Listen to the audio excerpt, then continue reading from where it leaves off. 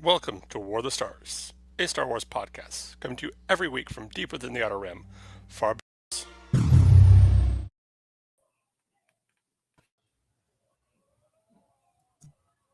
Not entirely sure what just happened to her. I think that was my fault. I was trying to expand my the window on it, and I think I pressed the wrong button. I think I. Well, we don't have time to do that again. Well, anyway, this is War of the Stars, a Star Wars podcast. As the handsome gentleman would have said, come to you as always from deep within the Outer Rim, far beyond the watchful eyes of the Galactic Empire. My name is John Mark Tolley, joined as always by Garrett K. Jones and Brian Karasik. And fellas, how are you today? I'm good, but are we really so far from the eyes of the Empire when we've got Brian on set right now? This is true. This is true. The eyes of the Empire are Ian McDiarmid right here. So, how's the weather, guys? I understand it's pretty hot over there. Hey, we hit 25 degrees today. I mean, this was a heat wave for us. I was ready to break out the swim trunks and the Speedos, and we got down to 19 degrees in North Carolina. We got a good amount of snow, and we did too. Sledded for about 7 hours on Sunday, and then it was pretty much just slush today. Yeah, I saw a picture of a beach in Florida, and I'm not sure how accurate this is, but there was snow on the beach in Florida. So that'll happen. Yeah. Now and again, my colleagues all those naysayers touting climate change, they can go F themselves. Well, there is a difference between climate and weather, but we can discuss that on a different podcast. Okay. Where's Joe Rogan when you need him? I know. Well, he's monetizing his content like a jerk. We're not there yet. We will be. One day. The dream keeps the dream alive. When pigs fly and horses dance. Yeah. So this episode, a little behind the scenes, we will be publishing the video version of this. We record on Monday. The video of this, of course, goes out on Wednesday. The audio usually goes out on Friday. However, this week we're gonna do something a little bit different because this week is Star Wars Podcast Day. It is I believe the 6th annual Star Wars Podcast Day, which is the official day is Saturday. This is the anniversary. I think it was 1999. The very first Star Wars podcast went out on the internet. Long before they were called podcasts, it was just internet radio shows. And we've been part of celebrating this since the very beginning, since they started doing this 6 years ago. We're doing this again. And so just with that out there, that's what this is going to be. Star Wars Podcast Day. So I think there's going to be up to 200 other Star Wars podcasts are going to be a part of this year. Which is probably a small fraction of the Star Wars podcasts available. Yeah, probably. All right. So let's get this to week it. we are jumping into some. This week we're jumping into some new stuff. Yes. It is the start of February. We're recording this on February 2nd, Groundhog Day. So it's Groundhog Day again. And again. This week we're talking about the Jed'aii. Yes. The precursors to the Jedi Order, who are they're very different from what we have come to know in the canon as far as what we've seen on screen and in most books. Yes. So for those of you who want to get a quick little recap, here is the Jedi motto, their philosophy. There is no ignorance, there is knowledge. There is no fear, there is power. I am the heart of the Force. I am the revealing fire of light. I am the mystery of darkness. If ever there was a group that could be considered quote unquote gray, it would be the Jedi. They were all about that. They were all about balance. It's Balance like in you're the trying to trigger Brian. Yeah. Effectively. I don't even very know if I effectively. call them. I don't know if I'd necessarily call them gray. I would call. They I don't know what you would call the Jedi as far as their philosophical, and a lot of it had to do, if you read the lore of their home planet of Typhon, it was a country, it was a planet, almost a country, that was very strong in the Force, had a strong connection to the Force, and was a planet that needed that balance between light and dark. If one side began to get more powerful, it would affect the planet, and the planet would respond violently. So if the light side started to get more, more light side power, the planet would respond. If the dark side started to get more powerful, the planet would respond. So for their own safety, they had to maintain this balance of between light and dark. What's interesting is we actually get to see Tython in live action. If you go back to the season 2, episode 5 of The Mandalorian, that is where Din Djarin takes Grogu to meditate so he can connect with a Jedi. Yeah.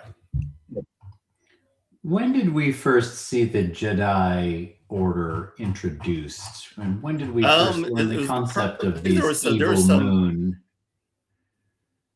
There were several comics, I know that, and there was a novel. I just got done reading one of the novels, actually.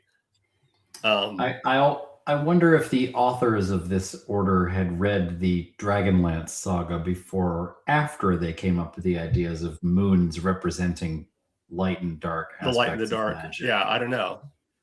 It sounds very familiar. They did leave out the neutral, but I guess there's really not a neutral aspect of the Force. But I gotta say, I could, as we all know, we could do a 45-minute long episode about the Grey Jedi that is nothing but me complaining.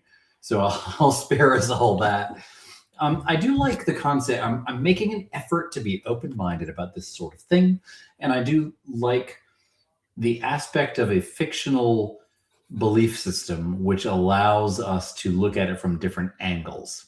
Yeah. And this aspect of one order which uses both light and dark sides of the Force is not something that a lot of what I would say lay people encounter. So I certainly haven't encountered it. Like my focus obviously on Sith experience with Jedi reading, but that's always been an issue. And looking into the Jedi for this episode, that's always been an issue that I've had with the very concept of Grey Jedi, because you'll see people who say, "Oh, well, Grey Jedi are just people who use that balance. They ride, they use both aspects." And the dark side of the Force is not an aspect of the Force that we have ever seen as something which is usable or tractable in any way. And this method of, I'm reading now, of the Jedi, those who fall too far to either the light or the dark were exiled to their respective moon to meditate, I guess, to kind of recharge. And I think that's cool. We never really see an atonement in the Jedi Order. So it's interesting to see this. And one of the things I saw, and they talk about how going too far to one side can be, they said you go too far to the light and you risk cutting yourself off from how other people are. You risk going into what the Jedi fell into of the dogmatism. The dogmatism, the only seeing things a certain way and being too rigid. And of course, you fall too far to the dark, you risk losing yourself to your passions. But at the same time, you need, they even talk about, one of the things I read that with the Jedi, they talk about how you need to have, if you're facing off against, chasing a criminal, or you're after someone, you need that sort of righteous passion to fight, but you also need to temper that with your compassion for other beings. So that's what they're all about, was getting that balance of between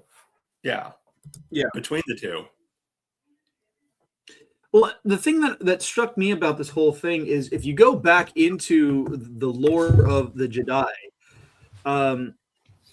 what's interesting is if you their initial order logo is very similar to one that we have seen countless other times, as because it became the variation for what we've seen with both the Old Republic prior to the rise of the Empire, and it looks very similar to the symbol that was adopted as the logo of the Empire. And because I'm looking at it right now, and It's not subtle. It's interesting. No, it's not, and I think it's interesting how despite the fact that that Palpatine and everything he did to bring the Empire to bear was, it was tragic, it was terrible, but he actually brought the galaxy back into a closer balance than the Jedi had. Yeah.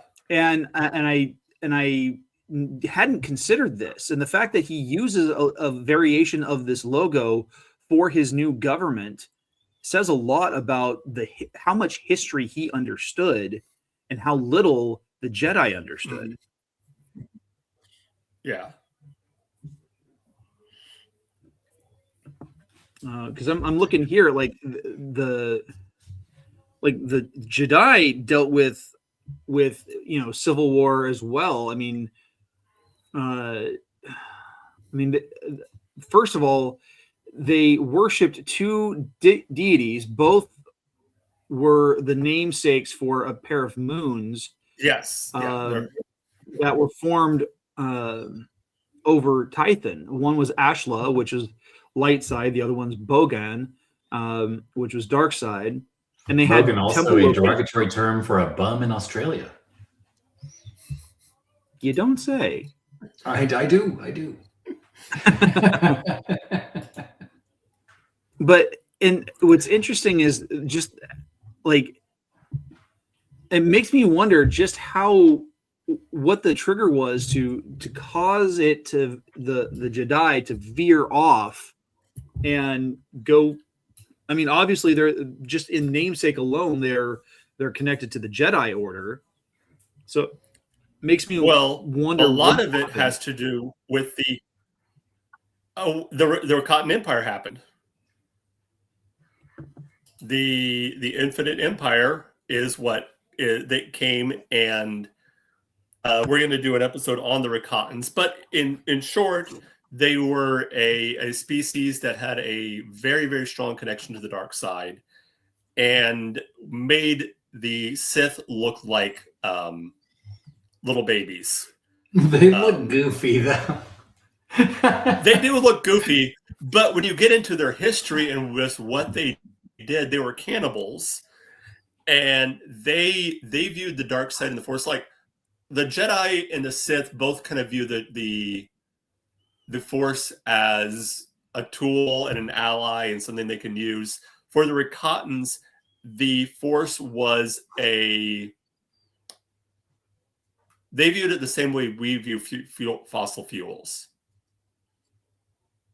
I do. I like the Rakatans. I used to have a commercial on another podcast. I had a commercial I made for the Rakatan terraforming company, which their motto was "Building a better world tomorrow out of your world today." Yeah, but when the Rakatans I delivered it with a cheerful, like, "Building a better world for tomorrow." Nobody ever got it.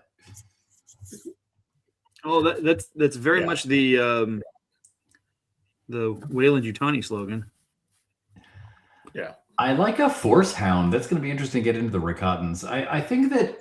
Yeah, I don't know. I'm interested to hear you guys' thoughts on the application of the Force as an either way tool, because I have always enjoyed the thought of the Force as being it's not a tool, it's a force, and it has an agenda, and all of this use it for good or evil discussion seems to hinge on the wielder having agency over the Force that the Force has no input on, and I don't agree with that.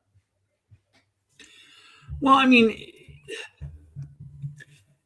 the way that Obi-Wan always talked about the Force was he talked about it as if it was quasi-sentient or had some level of sentience that allowed for it to make decisions. Otherwise, there wouldn't have been any recognition of a chosen one.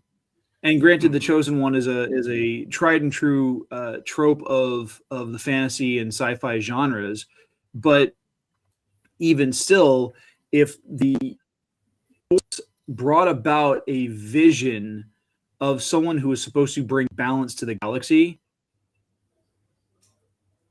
there is some level of cognition, some level of intelligent design behind that. Yeah. Things don't just happen by accident. At least, not in my worldview. But I mean, it's the fact that the Jedi actually deified both sides of the Force and personified them enough to give them that level of respect says a lot about their belief structure. Yeah.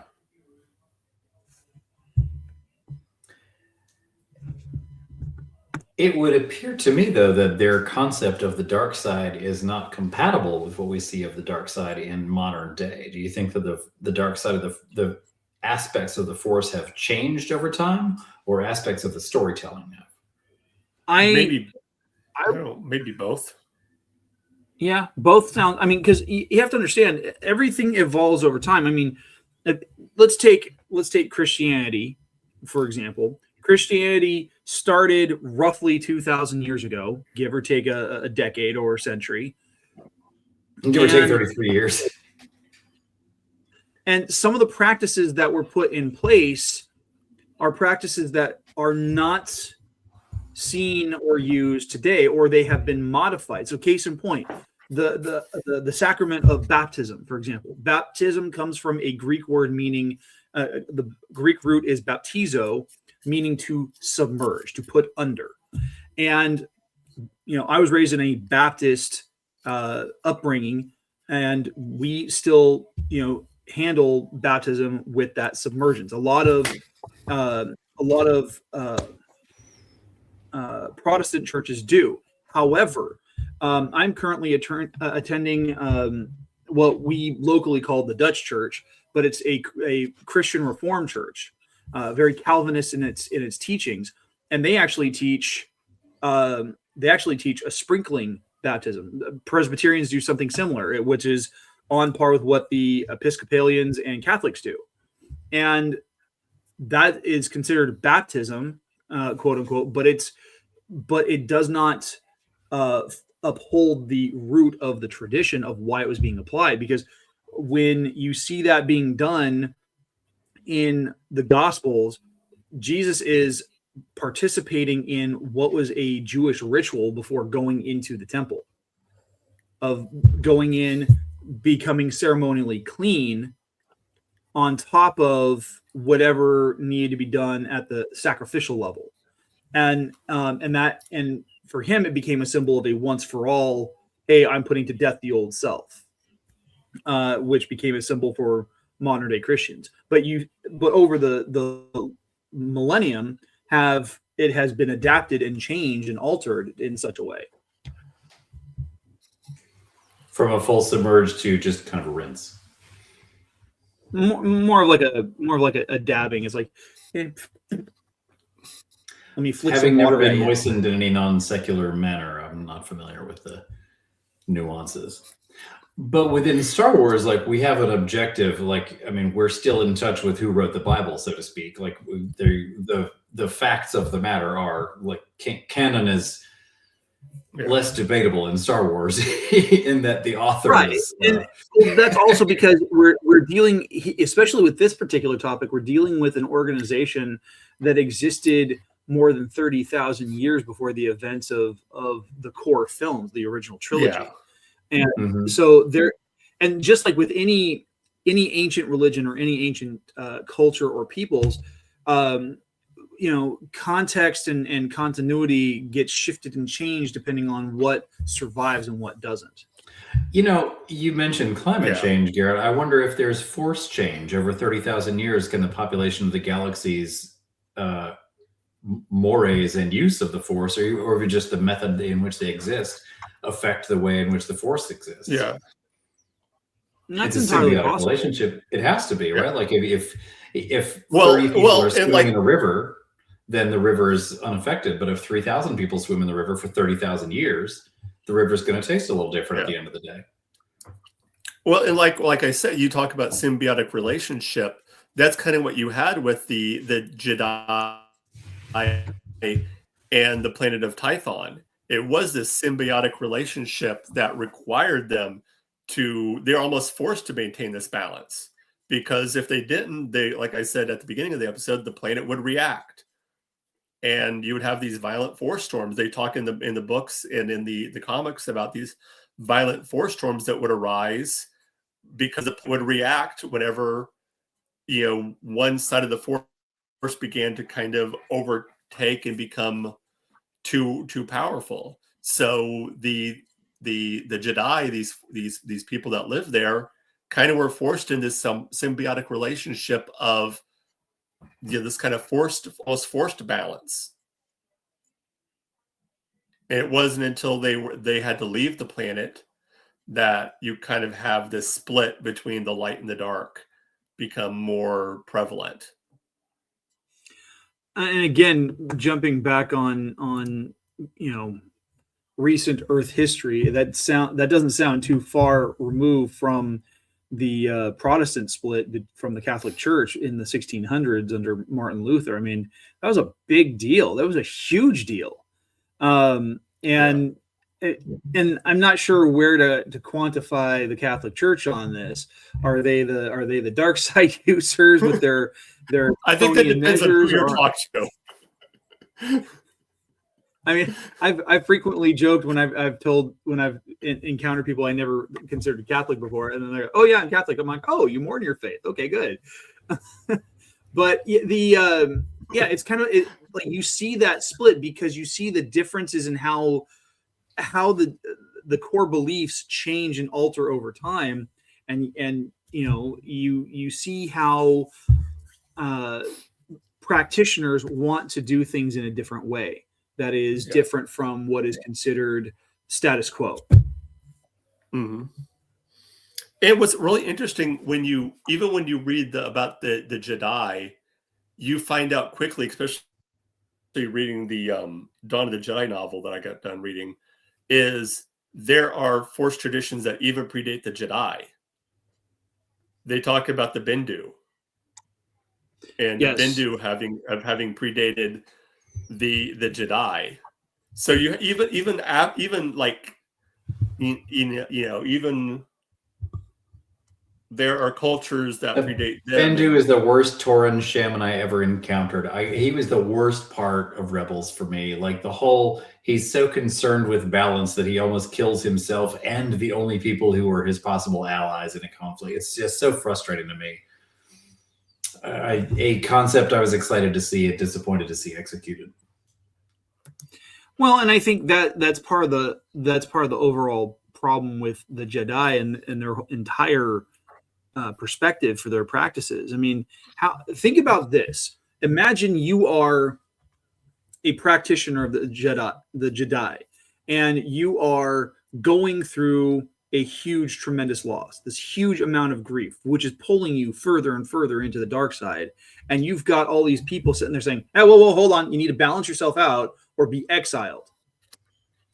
Talk about how awful that is. I mean, just from a therapy perspective, I mean, their therapy practices must have been stupid if you're not allowing someone to grieve and go through that process, because it might throw the planet out of balance.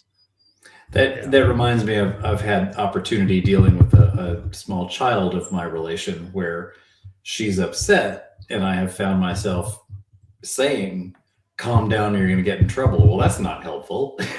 No, it's not. Oh, sure. That will help her relax, won't it? That's good. So yeah, I see where you're coming from with that. Yeah. It's just like, and I think like Bendu, I mean, because of being this kind of supernatural entity, it became frustrating for the other characters around him too, because he's like, oh yeah, you got to be in balance. And yet Like, it's that lack of balance, that inaction, that allows for things to happen. But at the same time, Bendu also has the perspective of seeing the bigger picture. He's able to see things from not just a two-dimensional or three-dimensional. He's able to see things on a fourth-dimensional level. So characters like Kanan Jarrus or Ezra Bridger or any of the other force-sensitive figures that come upon him, they aren't seeing what he's able to see. Because, like, again, I go back to my statement of Anakin doing what he did in the events of the Clone Wars is what paved the way for a greater sense of balance in the galaxy. And I never thought in a million years I would be, leaning towards pro Sith in any way, shape, or form. So, chalk one up to Brian on this column. But I gotta yield to Anakin on that one. But I mean, how many thousands of Jedi were there in the galaxy? And you've made this point before too, Brian. And there was only 2 Sith. 3 if you count Maul, running around there doing his own thing in the galaxy. Maul probably being the most balanced character in the entire Force-sensitive catalog at this point. Like, Anakin doing what he did, allowing for the rise of the Empire, brought more balance to the galaxy as far as the number of Force users, consolidating it substantially than the Jedi have been doing for thousands of years. People get crabby about that, and they act really like snooty when you point out. I mean, it's kind of a hack joke. Like at the beginning of episode 1, there's 2 Sith and 10,000 Jedi, and at the end of episode 3, there's 2 Sith and 2 Jedi. Yeah. And like, I mean, on the face of it, it's just math. Like, why are the Jedi excited about bringing balance to the Force? Objectively speaking, you absolutely think, okay, according to the Jedi Order, according to their own beliefs, in episode 1, in their worst possible scenario, they outnumber their enemies 10,000 to 2. That's as bad as it can get for them. And yet they are happy about the concept of someone who's going to bring balance to the Force. What balance do you think needs to happen? You're standing on the heavy end of the scale. Why is balance what you seek? And I've never had a solid answer to that. I've had a lot of people give me real trite, like, it's not about that. Okay, what is it about? Well, I think it comes down to their misinterpretation of the understanding of balance. I mean, you think about, I'm probably mixing metaphors here, but think about practitioners of Buddhism. For them, life is all about balance, right? They're so Jed'aii, it's ridiculous. But everything that they do in order to inherit or encounter nirvana is in and of itself a self-fulfilling goal. But they have to devoid themselves of that desire and that want to reach nirvana. It's a never-ending quest, and it's a practice in futility. Which is one of the reasons why Marx joke in there somewhere. Probably. But this is why when I was in Japan, I started exploring maybe switching and converting to Buddhism. I realized how unfulfilling that life is. That being said, I've known many Buddhists who say you do not have to convert. Buddhism is completely compatible with Christianity. Christianity would not say that, but Buddhism, yeah, Buddhism would. But the Buddhism not so possessive. True. However, when you look at it, it's entirely possible for a fundamental misunderstanding of that word balance. See, if we were to look at balance from a secular worldview, balance is about justice. Balance is about equaling the scales. But for the Jedi, balance was about, for them, it was more of an internal thing. It was completely, while their goal was about bringing justice and peace to the galaxy, you can't have peace without conflict. And that is that fine line. The balance they were looking for was balance within themselves. A balance between their desires versus their duty, their wants versus their needs, the excesses versus the devoiding and divesting themselves of anything. And unfortunately, it created a lot of unhappiness in the way that things were operating, I think. And you had a lot of young Jedi like Barriss Offee, like Anakin Skywalker, like Ahsoka Tano, who became disenfranchised with the way things were being done. That old guard it didn't hold up, and it allowed for what took place to take place. Yeah. But that's just me. That's just, yeah. Well put. I like that insight there. It's always interesting to me to see people think. You see like speculative posts online, like if Qui-Gon hadn't died, would Anakin have gone to the dark side? And so many of these speculative posts seem to be like, how could we avoid the whole saga? Like, what could we have done in the story to avoid Anakin being Darth Vader, and then we wouldn't have had to watch all those damn movies? It's always funny to watch that sort of. Yeah, Barriss Offee, there's another whole episode unto herself. She's an interesting character. We'll have to tackle her at a later time. Yeah, definitely. One thing I find interesting going back to the Jedi was their training method, and how you have all of these different temples throughout the planet of Typhon. Each of one has a different role that they fulfill. So you have one that is a temple of combat, where the Jedi learn to use the Force to fight. You have one that's one of healing and science, where they learn how to use the Force in the natural world. In fact, one of the main characters from the book uses alchemy and flesh crafting. Huh. And that's flesh crafting. She uses flesh crafting. She's able to use things. In fact, at one point she gets injured, and she has these kind of experiments that she's been working on that have living tissue, and she uses the Force to manipulate them to create basically something to patch herself up with and to heal herself. Their weapons are also really interesting too. When you first introduce them, when you first see them, they're using literal swords, but they have crystals that are basically like kyber crystals that they kind of put into the sword, and then use the Force to imbue that sword. That proto sabers, adorable. Basically, but this is not the proto pack. This is an actual physical, like iron sword, like metal sword, like steel sword that has Force powers imbued just into it. hooking a battery up to the end of it. I love it. Yeah. Hey, Mark, I hate to cut you off. Initially, they don't have battery packs initially. Initially, they're just literally swords. Yeah. Hey, Mark, I hate to cut you off, but Brian's got to jump out. He's got a very early morning tomorrow. So, Brian. Very well, gents. Thanks for the learning experience on the Jedi there, and good to see you guys again. We'll see you next week. You too. Check me out on Facebook, folks. I'm on the Sith Library and Archives on Facebook. I post as Darth Carosis. I need to get back on there. We've got some good folks out there. I need to get more engaged there. So check us out, see what's going on there on the Sith Library and Archives. Look for the ampersand. Thanks, folks. Have a good night. You too. Later. So yeah, let's go back to what you were saying there, Mark. Yeah, the Jedi the Jedi weapon of the Force sword, the kind of sword that they have. Very interesting, but like I was saying, also the idea of this every initiate who was trained to be a Jedi had to go through this path, that they had to travel to all of these temples that were around this planet and visit all of them and learn. And then eventually you might become a ranger, which was the equivalent to a knight.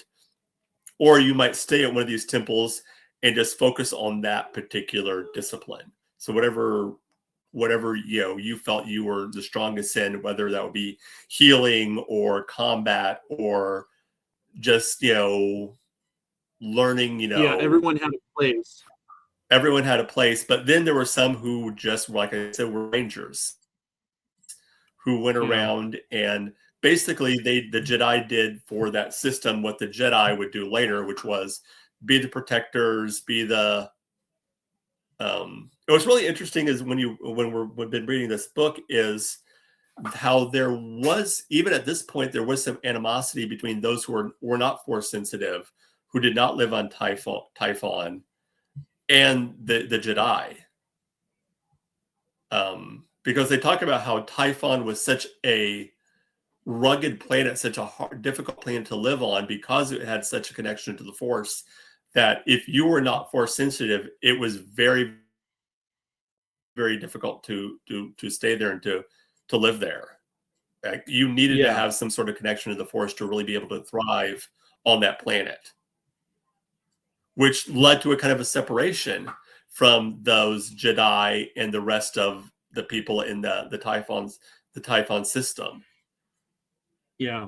Well, you know what's interesting? I'm reading here on Wikipedia, and I'm not sure how much of this plays into what you've already been reading in Dawn of the Jedi. But what I think is interesting is that the whole thing with the Jed'ai started with the Tho-Yor, the 8 pyramid ships that scattered across the galaxy and actively called out to various planets, including Kashyyyk, Ryloth, Dathomir, the Deveronian system, Zabrax, humans. There's a even whole Sith. plethora of even original, even true blood Sith. Yes. Yeah. In fact, and then took them to Typhon. In fact, what's really is when they're in the book, when they talk about the number of time, what year it is, they refer to it as Thor arrival. Like they'll say 2000 Thor from Thor arrival, 2000 years from that, the initial arrival. They use that as the as their start date. As their start date for their calendar, which is kind of crazy. It was also interesting is where Typhon is in the galaxy. Inner core. I'm pulling it up right now. It's inner core. Yeah, it's like it's further into the core than Coruscant. Coruscant. Thank you. I couldn't remember the name of the planet. Yeah, it's way right further in.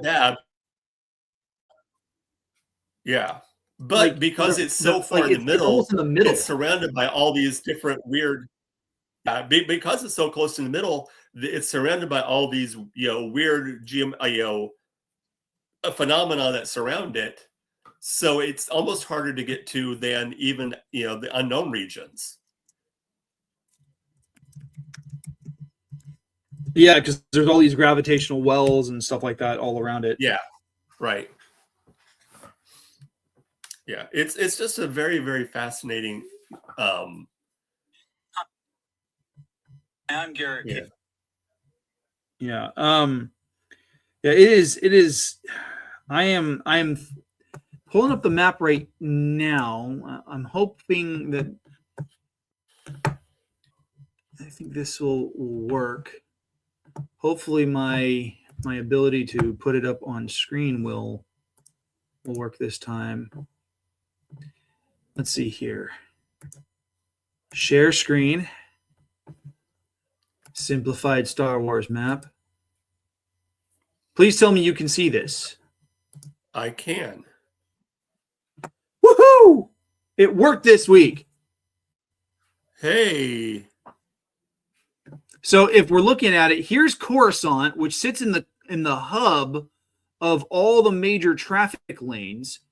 Because you've got Chandrila over here, Onderon, Doran, Jeddah, Alderaan, Kuat, Corellia, Cato Nemoidia, and everything all throughout.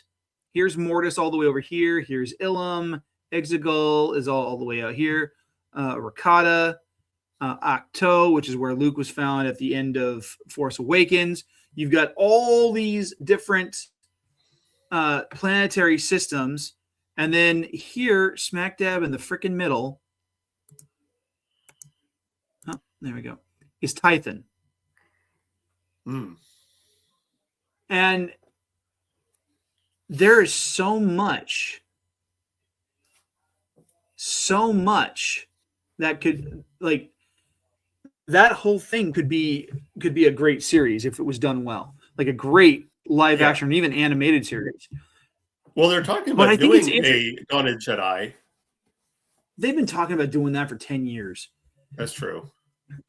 And the last time we had any talk about it was with regards to the dude who directed the movie Logan, and come to find out it was all just bunk. It wasn't. There was nothing in the actual works,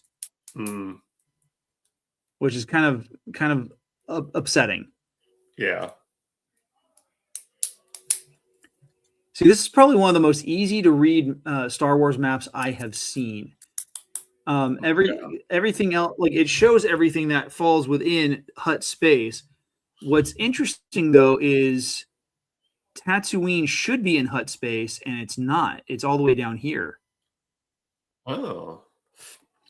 And it makes me wonder: was Tatooine actually part of Hutt space, or was it just Hutt controlled? But I think that's an episode for another time. Maybe, yes. Maybe. So I'm looking at these routes, like, because I got. Let's see here. Here's Lothal, Kessel, Edu, Mon Cala, Felucia, Katanika, Navarro, Malachor. There's Korriban, Zepho, Telos, Dathomir, Bogano, which is interesting because if you go into if you play through Fallen Order, you hit Bogano, Dathomir, and Zepho as your three, and you hit Kashyyyk, which is all the way over here. You hit those 4 planets almost exclusively in that game, which is kind of interesting. Yeah. So yeah. Yeah. We have anything else? Not that I can think of. I mean, that was pretty much our topic for this week. Yeah. Without a whole lot of content to really go off of, it's hard for us to really focus on anything else. Yeah, and we had by the way, the Garrett's Biblical History podcast will be starting.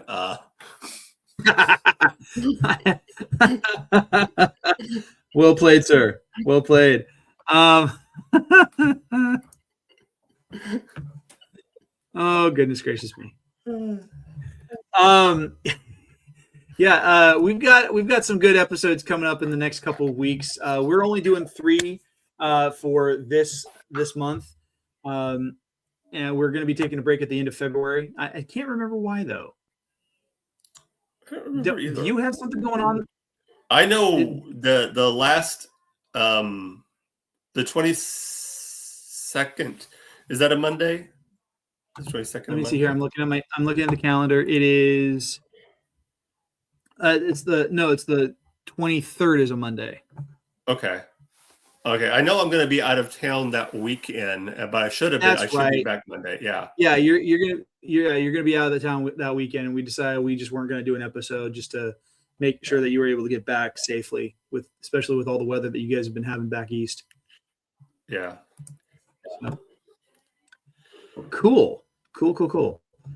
Well, let's wrap it up, and we'll call it good for the night.